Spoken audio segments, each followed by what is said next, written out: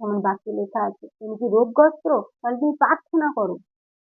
যদি তুমি আনন্দে থাকো, সদাপ্রভুর নামে সেই গীতকে গাও। আমি সত্য বলছি, তুমি যখন গীত গাইবে আর গীতের মধ্য দিয়ে আনন্দকে করবে, প্রভুর সেই দয়া তোমরা তোমাদের জীবনে দেখবে।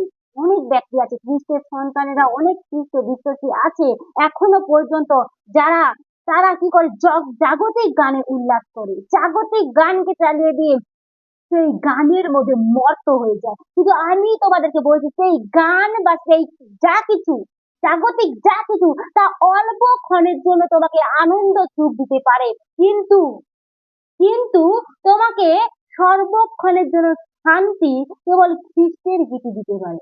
যখন তুমি সদাপ্রভুর নামের গীতকে শুনবে, যখন তুমি গীতকে গাইবে, তুমি তোমার দিকে বাড়বে। আমি তোমাদেরকে সত্য বলছি, গীত শোনাতে তোমরা আত্মিক দিকে বৃদ্ধি পাবে, কারণ তুমি আত্মিক গীতকে শুনছো। তুমি জাগতিক কোনো গীত শুনছো না, যে জাগতিক গীতের মধ্য দিয়ে তুমি জাগতিক বিষয়ে মত্ত হবে।